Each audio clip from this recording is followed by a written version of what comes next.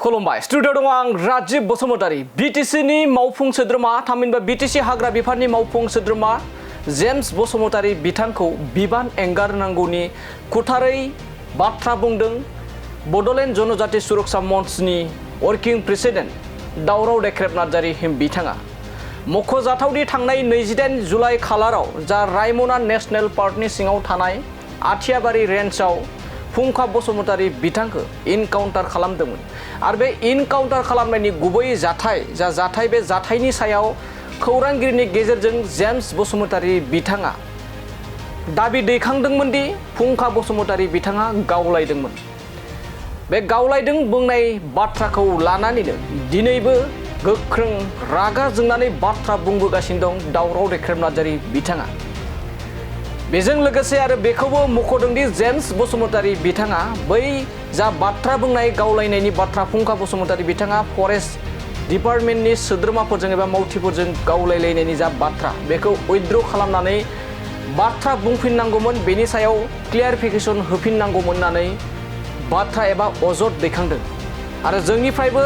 गोबां सोंथि खालामदोंमोन दि जुदि फुंखा बसुमतारी बिथाङा गावलायमारदोंमोनब्ला माबे हाथियारजों गावलायदोंमोन आरो फुंखा बसुमतारी बिथांनि आखाइनिफ्राय मा हाथियार बोखांनो हाखो मानो दासिमबो बिनि रोखा खालामनानै होआखै बेखौबो गोबां सोंथि खालामदोंमोन नाथाय जेम्स बसुमतारी बिथांनि खुगायाव फंसेबो दिनैसिम राव एबा बाथ्रा बुंनायखौ नुनो मोनाखै। लोगोसे जेम्स बसुमतारी बिथाङा गावनि बिबान हाग्रा बिफानखौ गोहैलो गोसोजों खामानि मावदों बेखायनो एबा रेजें गोसोजों बिटिआर फरेस्ट बिफाननि खामानि मावगासिनो दं बेखायनो फरेस्ट बिफाननि बिबानखौ एबा इएमखौ थाबैनो एंगारनांगौ होननानै फिन आरोबाव दाबि दैखांनानै जेम्स बसुमतारी बिथांनि सायाव गोख्रों बाथ्रा बुंदों बड'लेण्ड जनजाति सुरक्षा मंच दावराव देख्रेब नार्जारी बिथाङा। बिराद गाज्रि खोथा बुंदों बियो नंथारै खोथा बुंनाय बियो एथ' गिदिर अफराद माने खोथा बुंदों बियो नङै मानसिखौ माने गावलायदों गावदों होनना बुंनाया बेसेबां दायनिगिरि बियो बे साधारन दायनिगिरि नङा बे आरो बेनि थाखायनो मानसि गावथारबाय थैबाय आरो बेबादि बुंनाय इएमआ बे खुनु बे माने बिटिसिआव थानायनि खुनु नैतिक अधिकार गैया बिहा बियो अन मरेल ग्राउन्ड बियो रेजिगनेसन होनांगौ बियो आं दाखालिबो बुंदों बेखौ बे माने गारनाया मोजां बे बिबाननिफ्राय आं बेखौ बुंदों दा रायजो राजाफ्रा लुबैदों बेखौ बे गारनाया मोजां बे अन मरेल ग्राउन्ड बे रेजिगनेसन होनांगौ बे गावनो आरो होआब्ला जोंना बिटिसिनि चिफआ बेनिफ्राय रेजिगनेसन लानांगौ मानसिखौ बिदि बुंनो होयो नामा गाज्रि खोथा बुंनाय सोर बिदि बुंनो सोर अथ'राइज खालामदों जों गामियाव फिसा दाय जाब्लानो गाज्रि खोथा बुंब्लानो गामियाव बिसार खालामो साजा होयो समाजा फाइन माने थाखा फोनाङो फाइन फोनाङो दा दिनै बिसोरबायदि गिदिर मानसिया जे एफा गिदिर खोथा बुंबाय गाज्रि खोथा बुंबाय एखेबारे मानसि गावथार जाबाय मानसि थैनायसिम मानसि लाइफ लस जाबाय बिनि माने बाथ्रा बुंनायनि थाखाय बिनि बुंनायनि थाखाय जों दिनै माने मानसि गावथारनायखौ दिनै जास्टिफाइ खालामबाय अब्ला बेबायदि मानसिया बिटिसिआव फरेस्टनि इएम जानो समाय नामा बे समायथारा गथे हि शुड कुइट फ्रम दा पस्ट अफ माने इएम बेखौ गारनांगौ बियो दा जों बेखौ माने दाबि खालामो आरो बेखौ बिटिसिआ रायलायनांगौ आरो बेखौ बिटिसिआ गावसोरनो बेखौ माने बोखारनांगौ बेखौ इएमनिफ्राय बोखारनांगौ दा रायजो राजाफ्रा बेखौ लुबैदों आरो रायजो राजा बेफोर लुबैनायखौ खालामाबा रायजो राजानि सेन्टिमेन्ट बेरखांबा थांबाय थायोबा सानसे रायजोफ्रा बिग्रायगोन थाल लाथों बिसोरो आरो एन्टायार बे ओनसोलनि रायजोफ्रा बिग्रायनो थाखाय राजि जायाखै बिरादनो जों हमथा खालामगासिनो दं बिराद बिग्रायगोन बिराद गन्दगल जागोन रायजोफ्रा जेब्ला बिग्रायनाय फैगोन हमथानो हानाय नङा बिसोरो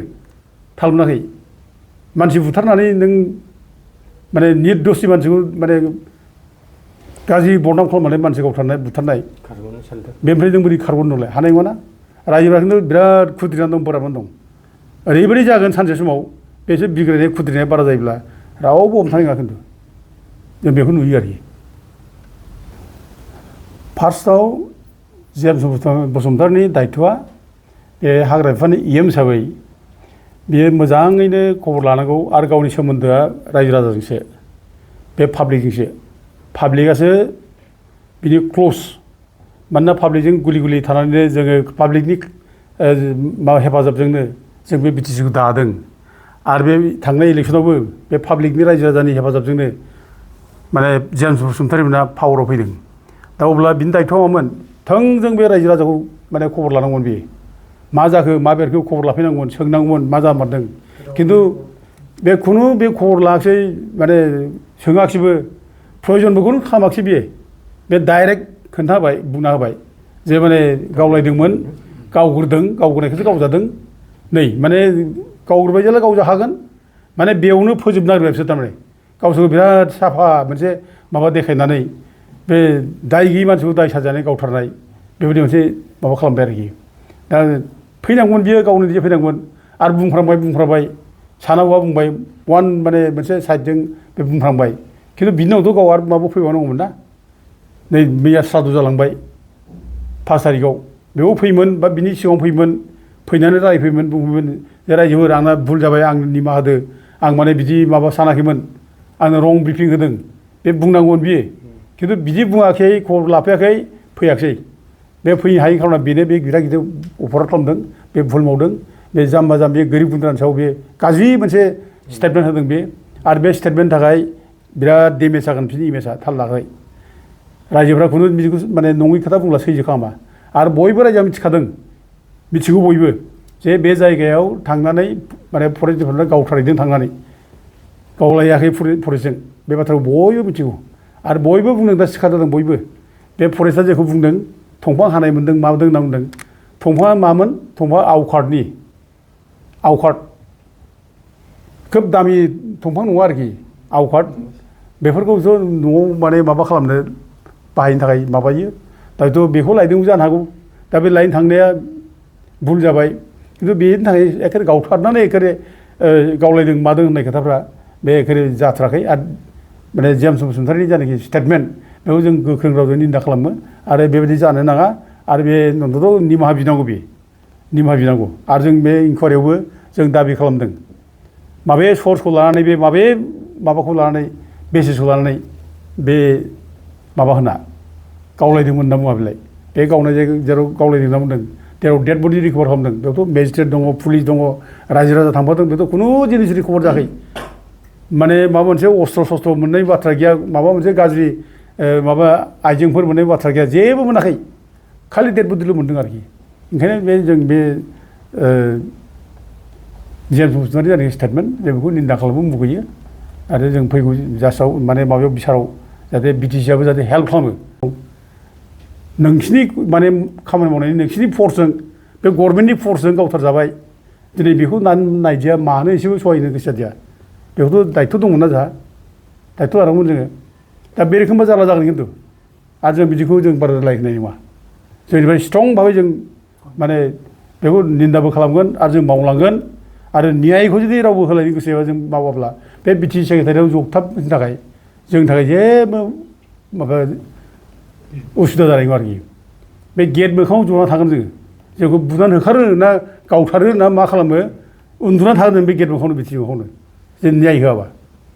जों बे रोखोम थांगोन आरोखि दा आङो माने जायनाखि फैगौ जायनाखि इनकुवारि जागोन बे इनकुवारिनि थाखाय जों साखाफारा जाबाय आरो बे इनकुवारियाव जों साफिसियेन्ट जों माने माबा खालामगोन बे फोरमान होगोन बे जे बिसोर जे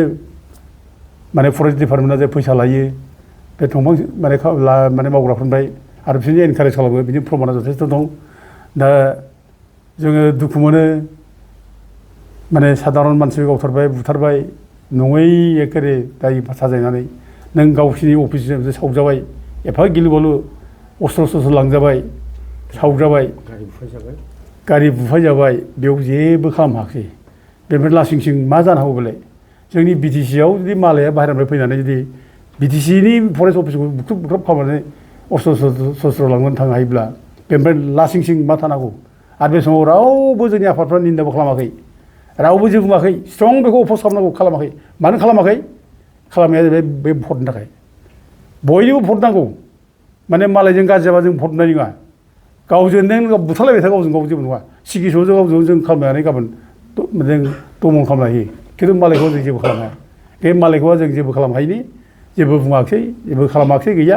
आरो बेयावथ' दायथ' दंमोन जों बेयावबो मेम'रेन्डाम होदोंमोन जोङो बिटिसि चिफनो जे जायनोखि बे माने अफिस गाग्लोबनायाव पुलिस अफिसियेल सरि फरेस्ट अफिसियेलफोरनि लेपसेस थाबाय त्रुटि थाबाय भुल थाबाय दा बेखौ थदन' खालामनांगौ बिदि गाग्लोबजालायनाय लासिंसिं आरो बिसोरनि सायाव एक्सन लानांगौ साख्रिनिफ्राय बरखास्त खालामनांगौ मामुलि बाथ्रा नङा आरो बे अफिस गाग्लोबजानाया अफिस गाग्लोबजानायजों लुट खालामजानाय सावजानाय बुथारजानाय दा बे समावबो जोंहा माने बिटिसिनि खुंगिरिया जुदि जेबो एक्सन लायाबा माने इनकुवारिनि मोनसेबो इनिसियेटखौनो खालामाब्ला जेबो गैयाब्ला होमबालाय माथो जाबावनो गाबोन बयबो सावगोन बयबो गुबुनफ्रा माने बोलो मोनगोन मन'बल बारायगोन जे बिटिसिआव जि खालामा जेबो खालामा रावबो जेनेबा सेक्रेटारिखौ सावगोन बिदिनो दा बिदिनो जागोन मालाबा सोरबा बिदिनो थौ सेक्रेटारि गाग्लोबसै बिदि फैगोन दा ओंखायनो बिटिसिआ गोरा जानांगौ आरो न्यायखौ होनांगौ आरो जों न्यायनि थाखायनो जों बिटिसिखौ दादों जेब्ला बिटिसि मानसिया माने बे गोरिब गुन्द्राफोरखौ अननांगौ गोरिब गुन्द्राफोरनि थाखाय प्रटेक्सन बेब'स्था लानांगौ जों एखे बेखौ माने खावलायो आरो जों बेखौ लुबैयो